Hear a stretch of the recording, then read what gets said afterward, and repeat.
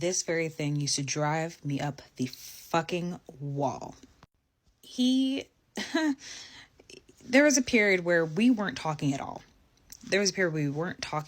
And my number one grievance with him was whenever I was like bringing this to the table to talk about, because I'm like, okay, we're not about to live in the same house and just like operate like ships in the night. Like, I'm not about to do that. So when I brought it to his attention, like, hey, have you noticed? Like, we haven't been talking like that. We sleep in the same bed and we're not talking. Like, there's a problem here. He would just look at me. And that would be the thing that made me want to fight.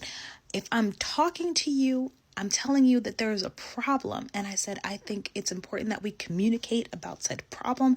And if even after that, if you don't say I would just be like, say something, say anything. Anything would be better than silence in this moment.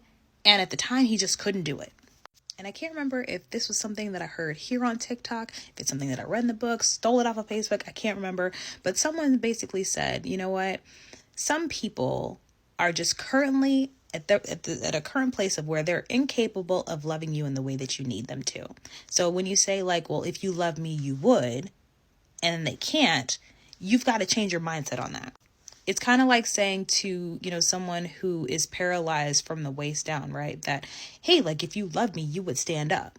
And that's an unrealistic. We can acknowledge that's an unrealistic ask for that person because they're paralyzed. They might love you and they might love you from the end of the world and back, but they physically are incapable of standing up in order to prove that to you. I personally believe that at this time, like when our relationship finally hit its peak of awfulness, right? He was depressed. I personally feel like I'm not a doctor, based on what I was seeing and live with every day, I think that he was deeply depressed and didn't have the tools at that time to be the person that I needed him to be. I don't think that he didn't love me. I think that he just didn't know how to deal with his current circumstances, on top of the fact that I was demanding things of him that he had never had to deliver on before. And the combination just was a recipe for disaster.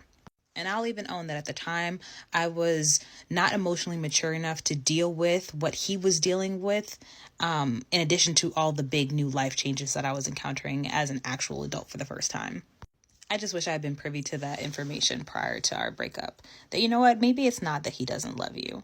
Maybe it's just that he's just not equipped right now. I think that would have saved me a lot of sleepless nights.